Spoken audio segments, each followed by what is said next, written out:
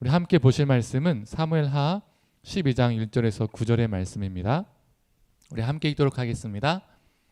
여호와께서 나단을 다윗에게 보내시니 그가 다윗에게 가서 그에게 이르되 한 성읍에 두 사람이 있는데 한 사람은 부하고 한 사람은 가난하니 그 부한 사람은 양과 소가 심히 많으나 가난한 사람은 아무것도 없고 자기가 사서 기르는 작은 암양 새끼 한 마리뿐이라. 그 암양 새끼는 그와 그의 자식과 함께 자라며 그가 먹는 것을 먹으며 그의 잔으로 마시며 그의 품에 누움으로 그에게는 딸처럼 되었거늘 어떤 행인이 그 부자에게 오매 부자가 자기에게 온 행인을 위하여 자기의 양과 소를 아껴 잡지 아니하고 가난한 사람의 양 새끼를 빼앗아다가 자기에게 온 사람을 위하여 잡았나이다 하니 다윗이 그 사람으로 말미암아 노하여 나단에게 이르되 여호와의 살아계심을 두고 맹세하노니 이 일을 행한 그 사람은 마땅히 죽을 자라. 그가 불쌍히 여기지 아니하고 이런 일을 행하였으니 그 양 새끼를 내외나 갚아주어야 하리라 한지라. 나단이 다윗에게 이르되 당신이 그 사람이라. 이스라엘의 하나님 여호와께서 이와 같이 이르시기를 내가 너를 이스라엘 왕으로 기름 붓기 위하여 너를 사울의 손에서 구원하고 너 주인의 집을 내게 주고 내 주인의 아내들을 내 품에 두고 이스라엘과 유다 족속을 내게 맡겼느니라. 만일 그것이 부족하였을 것 같으면 내가 너에게 이것저것을 다 더 주었으리라. 그리한데 어찌하여 네가 여호와의 말씀을 업신여기고 나 보기에 악을 행하였느냐. 네가 칼로 햇사람 우리아를 치되 암몬 자손의 칼로 죽이고 그의 아내를 빼앗아 내 아내로 삼았도다. 아멘. 이 말씀을 들으시는 모든 성도님들에게 하나님의 은혜가 있기를 간절히 소망합니다.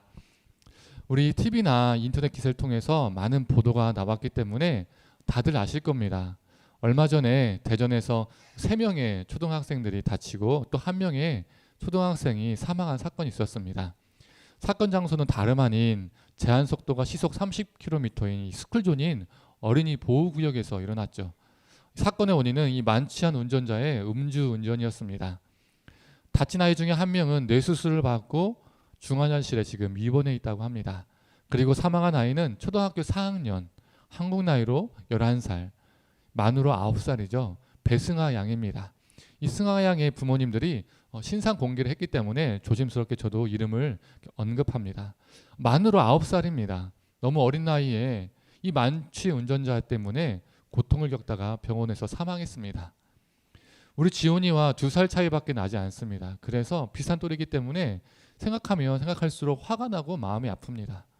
하굣길에 친구들과 재미있게 웃으면서 걷고 있었을 텐데, 장난치면서 걷고 있었을 텐데 무방비 상태에서 피할 틈도 없이 그 일을 당했다 생각하니까 정말 내 자식은 아니지만 같은 또래 아이를 둔 부모로서 마음이 너무 좋지가 않습니다. 60대 음주운전자는 전직 공무원이었다고 하죠. 국가의 녹을 먹고 살았던 사람입니다. 그러면 더 법을 잘 지켰어야죠. 술을 먹었어도 나는 운전할 수 있다, 나는 괜찮다라는 그 오만함, 그 도덕적 해이 안일함으로 운전대를 잡았고 한 명의 생명을 죽이고 여러 명의 생명을 다치게 하고 여러 가족들을 고통에 넣었습니다. 무고한 희생자는 배승아 양뿐만 아닙니다. 다수의 무고한 희생자들이 나왔죠. 승아 양 가족들, 그리고 다른 다친 친구들, 또 그 친구들의 부모들, 가족들, 너무나 많은 사람들이 무고한 피해자가 되었습니다. 그런데 애석하게도 이 무고한 희생자들이 나오는 사건들을 보면 그 희생자들, 그 피해자들 대부분이 사회적 약자들이라는 겁니다. 이 승아 양도 11살 사회적 약자였죠. 또 요즘 사회적 이슈인 학폭도 마찬가지입니다. 무고한 피해자들은요, 약자로서 큰 고통을 겪어야만 했습니다. 우리 사회가 이 무고한 피해자를 만드는, 그리고 이 가해자들에게, 이 무고한 피해자들 계속해서 만들어내는 그 가해자들에게 너무 관대하고 너무 가벼운 처벌을 합니다. 이 죄의 처벌, 이 죄의 결과가 너무나 가벼워서 또 음주운전하고 또 음주운전하고 또 학폭을 하고 또 학폭을 하죠. 계속해서 무고한 피해자들을 만들어냅니다. 이러한 사회적 현실이 피해자와 피해자의 가족들을 더 아프게 합니다. 우리 사회가 무고한 피해자들을 기계 찍어내듯이 찍어내는 사회가 되질 않기를 소망합니다. 우리 하나님께서 이 땅에 무고한 희생자들, 피해자들을 만져주시고 또 그 가족들을 위로해 주시기를 원합니다. 그리고 우리가 그들을 위해서 잠시나마 기도할 수 있는 사람, 또 우리가 그들을 위해서 소리를 낼 수 있는 사람들이 되었으면 좋겠습니다. 오늘 본문도 가해자보다 약자인 사람이 무고하게 희생을 당하는 이야기를 담고 있습니다. 우리가 잘 알고 있는 다윗의 음행 사건이죠. 오늘 사건은 암몬과의 전쟁을 배경으로 합니다. 암몬, 아람 이 두 연합군이 이스라엘과 전쟁을 했습니다. 먼저 다윗은 자신이 군대를 이끌었고 또 그 군대를 데리고 아람 군대를 무너뜨렸습니다. 이제 무엇만 남았죠? 암몬만 남았습니다. 11장 1절에 앞문장과 뒷문장을 읽어보도록 하겠습니다. 그 해가 돌아와 왕들이 출전할 때가 되매 다윗은 예루살렘에 그대로 있더라. 다윗은 아람을 격파한 후에 예루살렘으로 돌아왔습니다. 그리고 시간이 지나서 왕들이 출전할 때가 되었습니다. 즉 왕인 다윗이 군대를 이끌고 암몬과 전쟁할 때가 되었다는 거죠. 그런데 다윗은 자신의 온 이스라엘 군대와 자신의 부하들만 전쟁터에 보내고 자신은 예루살렘 궁전에 그대로 머물러 있었습니다. 이게 무엇을 보여줄까요? 다윗이 영적으로 나태해졌음을 보여줍니다. 아마 이런 마음이었을 겁니다. 아람과 전투에서 내가 출전했잖아. 내가 아람을 격파시켰잖아. 이번에도 내가 또 나가야 돼? 이번에는 너희들만 알아서 나가. 너희들이 할 수 있잖아. 이런 오만한 마음이 있었을 겁니다. 사람은요, 언제 무너질까요? 사람은요, 중요한 일을 앞두고 큰 일을 앞두고 있을 때 긴장하게 되어 있습니다. 깨어 있습니다. 그래서 유혹과 죄에 잘 넘어지지가 않습니다. 그런데 큰 일을 치르고 나서 나의 대적이 없다고 생각할 때 그때 영적으로 심적으로 이완이 됩니다. 오만해지고요, 안일해지고요, 나태해집니다. 그때 바로 죄가 엄습합니다. 다윗은 자신의 부하들이 한참 전쟁을 하고 있을 때 낮잠을 자다가 저녁이 되어서야 깨어났습니다. 푹 자고 일어나서 옥상을 서성이는데 그때 목욕하는 여인 누구죠? 밧세바를 발견하게 됩니다. 그리고 그 나태함과 안일함과 오만함 속에 음욕이 생겨났습니다. 그리고 우리가 잘 알고 있는 것처럼 다윗은 밧세바를 범했고 그녀는 임신하게 되었죠. 목욕하는 여인을 봤다. 보통 사람들은 음욕이 생기다가 사라질 겁니다. 그런데 다윗에게는 무엇이 있습니까? 바로 권력, 힘이 있습니다. 돈과 권력이 왜 무섭겠습니까? 돈과 권력 같은 것이 무서운 이유가 바로 여기에 있습니다. 남들이 꿈꾸고 있는 것을, 남들이 상상만으로만 가지고 있는 것들을 현실로 만들어낼 가능성이 높기 때문입니다. 미가 2장 1절과 2절의 말씀입니다. 제가 공동 번역으로 읽겠습니다. 망할 것들, 권력이나 쥐었다고 자리에 들면 못된 일만 꾸몄다가 아침 밝기가 무섭게 해치우고 마는 이 악당들아, 탐나는 밭이 있으면 빼앗고 탐나는 집을 만나면 제 곳으로 만들어 그 집과 함께 임자도 종으로 삼고 밭과 함께 밭주인도 부려 먹는구나. 이 미가서 말씀이 무엇을 말해주죠? 이 못된 일을 마음속으로 생각했는데 권력을 가지고 있으니까 눈을 뜨자마자 그 못된 생각을 현실로 만들어낸다는 겁니다. 밭도 빼앗고 집도 빼앗고 아내도 빼앗는 겁니다. 우리 인간은 누구나 욕망에 사로잡힐 때가 있습니다. 그런데 권력을 가진 사람은, 힘을 가진 사람은 자기 욕망을 현실화할 가능성이 높기 때문에 더욱 긴장하면서 살아야 합니다. 그런데 다윗은 그 긴장을 풀었고 자신의 권력으로 악한 일을 꾀하기 시작했습니다. 그 꾀가 무엇이죠? 자신의 악행을 감추기 위해서 자신의 아이를 우리아의 아이로 둔갑시키고자 위장하고자 했습니다. 자신의 권력으로 전장에 있는 밧세바의 남편 우리아를 불러들이고 아무리 왕이지만 해서는 안 되는 말들을 시작합니다. 우리 11장 8절의 말씀입니다. 그가 또 우리아에게 이르되 내 집으로 내려가서 발을 씻으라 하니 우리아가 왕궁에서 나가매 왕의 음식물이 뒤따라 가니라. 여기서 발은요 성기의 완곡어입니다. 내 집으로 가서 발을 씻으라는 말은 집으로 가서 부부관계를 가져라 라는 뜻입니다. 아무리 왕이어도 관여해서는 안 되는 부분이 있습니다. 특히 부부관계는 그렇죠. 그런데 우리가 알고 있는 것처럼 우리아가 집에 가지 않고 왕궁문에서 부하들과 잠을 잤습니다. 그러자 다윗은 우리아를 다시 불러서 왜 집에 가지 않았냐고 책망을 합니다. 전쟁터에 있던 사람을 갑자기 불러내서 아내와 잠자리를 하라고 하고 또 안 하니까 왜 안 했냐고 책망하고, 이건요 아무리 왕이어도 간섭할 부분이 아닙니다. 비상식적인 행동입니다. 마음이 급하니까요 다윗은요 지금 비상식적인 행동들, 말들을 지금 내뱉고 있는 겁니다. 이러한 말도 안 되는 다윗의 명령에 우리아가 직격탄을 날리죠. 하나님의 언약궤도 이스라엘도 유다도 군대 장관 요압도 왕의 부하들도, 즉 온 백성들이, 온 군대가 지금 전쟁터에서 목숨을 걸고 싸우고 있는데 어떻게 나만이 아내와 잠을 자겠습니까? 라고 대답을 합니다. 우리아는 왕에 대한 충정으로 이 말을 했겠지만 다윗은 이 말이 상당히 불편했을 겁니다. 왜 그랬을까요? 왜일까요?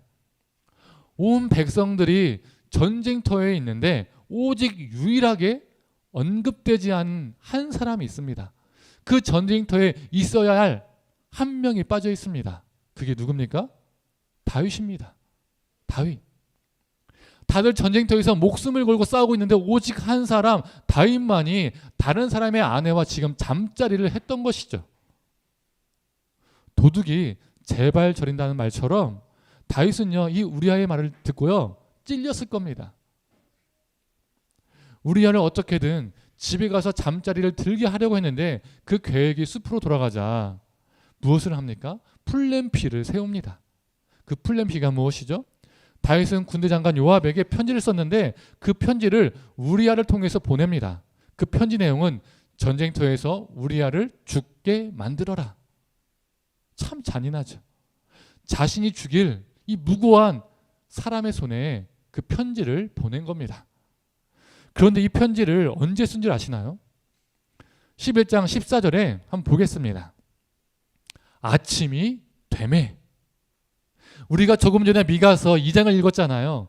어떻게 나와 있었습니까? 밤새 침상에서 악한 일을 꾀하다가 아침 밝기가 무섭게 자신이 쥔 권력으로 자신이 생각했던 그것을 현실화 시켰잖아요. 그 악한 일을 행했잖아요.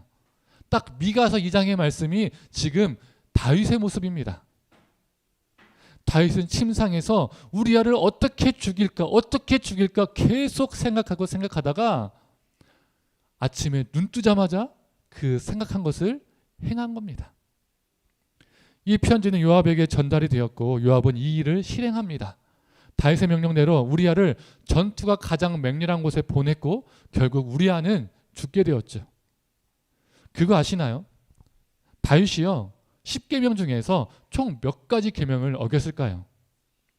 10계명 중에서 첫 번째에서 네 번째까지는요 우리가 잘 알고 있는 것처럼 하나님과의 관계, 수직적인 관계를 의미하는 계명입니다. 그리고 다섯 번째에서 열 번째까지 총 6개의 계명은 수평적인 관계, 즉 사랑과의 관계를 의미하는 계명이죠. 그렇다면 이 6개의 계명, 이 수평적인 사랑과의 관계를 의미하는 이 6개의 계명 중에서 총 몇 개의 계명을 어겼을까요? 부모를 공경하라라는 이 계명 하나 빼놓고 다 어겼습니다. 즉 6개 중에 5개를 다 어겼습니다. 한번 볼까요? 살인하지 말라. 살인했잖아요. 간음하지 말라. 간음했잖아요. 도둑질하지 말라. 다른 이의 아내를 도둑질했습니다. 내 이웃에 대하여 거짓 증거하지 말라. 우리아를 속였잖아요. 그가 꾸민 모든 것이 거짓이었습니다. 그리고 마지막 10번째 계명, 내 이웃의 집을 탐내지 말라. 내 이웃의 아내나 그의 남종이나 그의 여종이나 그의 소나 그의 낙이나 무릇 내 이웃의 소유를 탐내지 말라. 내 이웃의 아내를 탐내지 말라라는 이 계명도 어겼습니다. 탐내서 간음하고요 도둑질했습니다. 다윗은 10계명 중에서 무려 5계명을 어겼습니다. 그리고 수평적인 6개의 계명 중에서 하나 빼고 다 어겼습니다. 간음으로 시작한 죄가 살인, 도둑질, 거짓, 탐냄 이렇게 확장되었습니다. 이래서 죄라는 것이 무섭습니다. 처음에는 내가 죄를 짓는데 어느 순간 죄가 나를 지배하기 시작합니다. 담대해지고 무뎌집니다. 그리고 더 악랄해집니다. 이렇게 대략 1년이 지나서 사무엘하 11장 27절에 밧세바가 아이를 낳은 후라고 되어 있습니다. 즉 대략 1년이 지났다는 거죠. 대략 1년이 지나서 하나님께서 나단을 보내십니다. 다윗에게. 나단은 다윗에게 이런 말을 합니다. 한 성읍에 부자 한 명 있고 또 가난한 사람이 있습니다. 근데 이 가난한 사람은 가진 것이 아무것도 없습니다. 그에게 가진 것은 어린 암양 새끼 한 마리뿐이라는 것이죠. 그래서 그 양을 자기 딸처럼 자기 자식처럼 사랑하며 키웠습니다. 그런데 하루는 부자에게 손님이 찾아왔는데 이 부자가 자신이 가지고 있는 수많은 가축들을 죽이고 잡은 것이 아니라 이 가난한 자의 그 어린 암양 새끼를 빼앗아서 죽여서 음식으로 그 손님에게 대접을 했습니다. 다윗은 그 말을 듣고 화가 나서 그 빼앗은 자는 마땅히 죽어야 한다라고 말을 합니다. 말도 안 되는 거죠. 그때 나단이 다윗에게 이런 말을 합니다. 당신이 그 사람이라. 다윗은 그 부자가 말도 안 되는 행동을 해서 마땅히 죽어야 된다라고 하니까 나단이 당신이 그 사람입니다. 다윗은 나단의 말을 듣고 하나님의 음성으로 받아들였습니다. 그리고 자기 죄를 시인하고 하나님께 회개합니다. 그 회개 고백이 시편 51편의 내용이죠. 다윗의 위대함이 바로 여기에 있습니다. 왜 우리는 다윗을 위대한 신앙이라고 할까요? 왜 성경은 다윗을 하나님의 마음에 합한 자라고 말할까요? 우리는 다윗의 위대함을 골리앗을 죽인 것, 왕이 된 것, 통일 왕국을 이룬 것, 모든 전쟁에서 승리한 것 이런 것에서 찾지만 그것 때문에 다윗이 위대한 것이 아닙니다. 그것들 때문에 하나님의 마음에 그가 합당한 자가 된 것이 아닙니다. 다윗이 위대한 것은 그가 전혀 죄를 짓지 않아서가 아니라 그는 분명 큰 죄를 지었지만 하나님께서 회개할 기회를 주셨을 때 그 회개할 기회를 잡았기 때문에 그가 위대한 겁니다. 다윗 왕 이후에 왕들은 어떠했습니까? 왕들을 책망했던 애언자들은 어떻게 되었습니까? 감옥에 갇히고요, 핍박을 받고요, 죽임을 당했습니다. 다윗도 왕이었기 때문에 당대 최고 권력자였기 때문에 나단을 죽이는 건 아무것도 아닙니다. 아무것도 아니에요. 그러나 그는 그 책망을 듣고 무릎을 꿇었고 회개했습니다. 그래서 그가 위대한 신앙이 된 겁니다. 그래서 그는 하나님의 마음에 합한 자였습니다. 남유다와 북이스라엘이 멸망한 이유가 무엇입니까? 우리는 이 두 왕국이 죄 때문에 멸망했다라고 생각합니다. 네, 맞습니다. 그러나 100% 맞는 말은 아닙니다. 왜 그럴까요?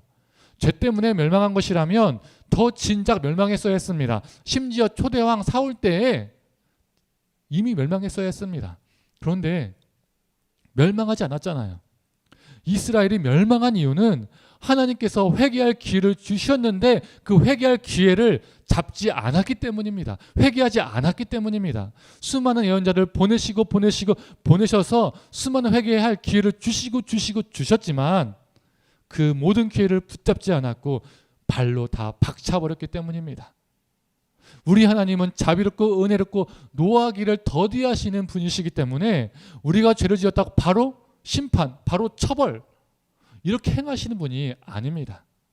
기회를 주시고 또 주시고 그런데 그 회개의 기회를 거부했을 때 박차버렸을 때 심판이 임합니다. 우리 하나님은 분명 오래 참으시는 분입니다. 참아도 너무 오래 참으시는 분입니다. 그러나 영원히 참으시는 분은 아닙니다. 그래서 분명히 심판이 임합니다. 성도님들, 우리가 지금 이렇게 멀쩡하게 살아가고 있는 것은 우리가 잘나서가 아니라 하나님이 우리에게 지금도 기회를 주셔서 주시고 있기 때문에 지금 멀쩡하게 살아가고 있는 겁니다. 그래서 지금 우리가 이렇게 살아가고 있는 이 모든 순간이 하나님께서 우리에게 주신 기회의 시간입니다. 당신이 그 사람이라, 당신이 그 사람이다 라는 우리를 향한 그 하나님의 음성을 우리가 놓쳐서는 안 됩니다. 우리가 이 기회를 놓치는 자가 아니라 우리 안에 끊어야 할 죄악이 있다면 다윗처럼 회개할 그 기회를 붙잡고 회개하는 존재가 되기를 간절히 소망합니다. 그런데 우리는 궁금한 점이 생깁니다. 다윗이 진정으로 회개했는데 왜 그에게 불행한 일들이 일어났을까요? 자식들이 죽잖아요. 아이가 죽었어요. 입술로만 고백한 것이 아니라 진정으로 삶으로 돌이켰으니까 다윗에게 아무 일도 없어야 되는 거 아닌가요? 우리는 성경 공부나 설교 등을 통해서 진정한 회개는 입술로만 용서해 주세요 이렇게 말하는 것이 아니라 삶을 돌이키는 것이라는 것을 잘 알고 있습니다. 하지만 실제로는 어떻습니까?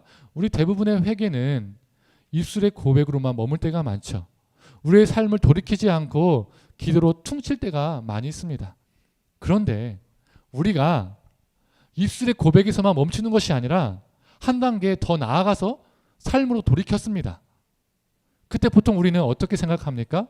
진정으로 회개했으니까, 내가 삶을 돌이켰으니까, 다 용서받았으니까 그 죄에 대한 결과물도 다 사라져야 한다고 생각합니다.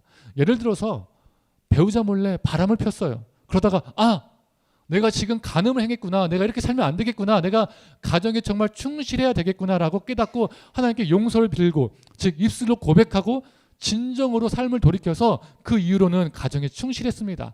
아내에게, 자녀에게 정말 충실하게 살았습니다. 그런데 몇 개월 후에 배우자가 알게 되었어요. 결국 이혼하게 되고요, 가정이 파탄 났어요. 그때 하나님께, 하나님 제가 회개하지 않았습니까? 삶을 돌이키지 않았습니까? 그 이후로는 정말 가정에 충실하며 살았는데 왜 저에게 이런 시련을 주십니까? 이렇게 생각할 수 있다는 거죠.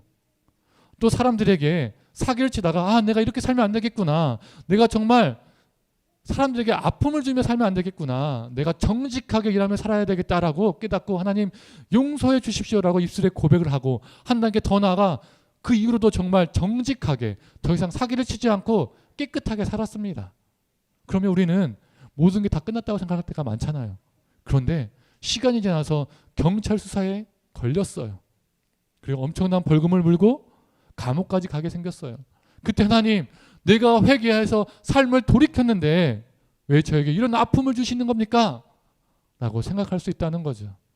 우리는 하나님께 뭐뭐 잘못했다고 고백하고 또 그 죄로부터 실제로 돌이켰고 그랬으니까 내가 잘못한 행동에 모든 부정적인 결과물까지도 하나님이 깨끗이 없었던 일로 해주실 것이라고 생각합니다.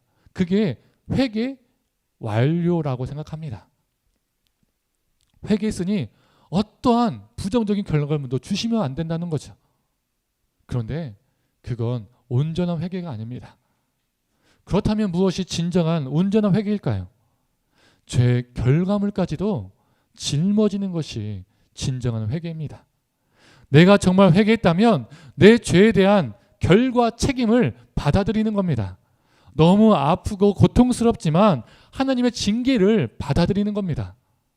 바로 다윗이 그러했습니다.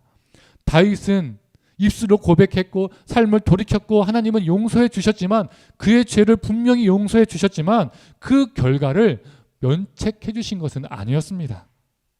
그 결과는 다윗이 짊어져야 했습니다. 그리고 그는 짊어졌습니다. 우리도 마찬가지입니다. 우리가 회개할 때 하나님이 우리 죄를 용서하시지만 우리에게 징계가 임할 수 있습니다. 사기를 쳤으면 피해자에게 보상을 하고 법적인 처벌을 받는 것이 마땅한 거예요. 그것이 온전한 회개입니다. 온전한 회개란 내 죄에 대한 징계적인 책임을 짊어지는 겁니다. 입술의 고백에서 더 나아가 삶을 돌이키는 것이고, 또한 더 나아가 죄의 결과물이 있다면 그것 또한 짊어지는 것, 받아들이는 것이 온전한 회개입니다. 성도님들, 죄로부터 돌이키는 것뿐만 아니라 죄의 결과가 우리에게 임한다면 그것까지도 짊어지는 온전한 회개를 이루는 저와 성도님들 되기를 간절히 소망합니다. 이제 말씀을 정리하겠습니다. 우리는 이런 생각을 해볼 수 있을 것 같습니다. 죄의 결과를, 죄에 대한 책임을 짊어지는 것은요, 아픕니다. 쓰립니다. 심지어 너무나 고통스러울 때가 있습니다. 그래서 죄를 용서해 주시는 김에 그 죄의 결과도 면책해 주시면 얼마나 좋을까? 왜 하나님은 그 죄의 결과는 면책해 주시지 않는 걸까? 라는 질문이죠.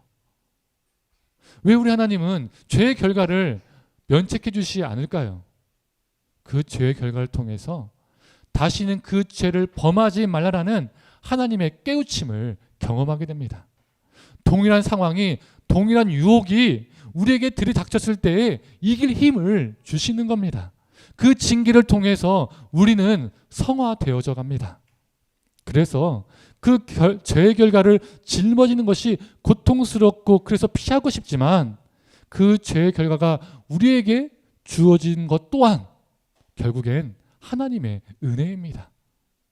우리 하나님은 우리가 흙으로 지어진 너무나 연약한 존재, 깨지기 쉬운 존재, 부서지기 쉬운 존재라는 것을 너무나 잘 아십니다. 왜요? 우리를 창조하셨기 때문이죠. 너무 약한 존재라는 걸 너무 잘 아세요. 그래서 죄를 지으면 바로 심판, 이렇게 행하시는 분은 아닙니다. 오래 참으시고 수많은 기회를 주시고 수없이 주시는 분이십니다. 그리고 그 기회의 최고 절정에 누가 계십니까? 바로 우리 주 예수 그리스도가 계십니다. 우리의 죄를 용서해 주시기 위해서 사람이 되셨고 함께 하셨고, 그리고 함께 누우시고 함께 먹으셨고 함께 아파하셨고 찢기셨고 고난받으셨고 십자가에 죽으셨고 부활하셨습니다. 이 예수 그리스도의 은혜를 붙잡고 끊고자 하는 죄가 있다면 그것을 단절하고 그 죄에 대한 결과까지도 기꺼이 짊어질 수 있는 성화된 존재로, 그리고 온전한 회개자로 살아가기를 간절히 소망합니다. 바로 삭개오가 그랬잖아요. 예수 그리스도를 만나서 죄로부터 돌이키고 피해자에게 보상하고자 하는 죄의 결과를, 책임을 그는 짊어졌습니다. 우리가 이 시대에 다윗과 삭개오 같은 온전한 회개자로 살아가기를 간절히 축원합니다.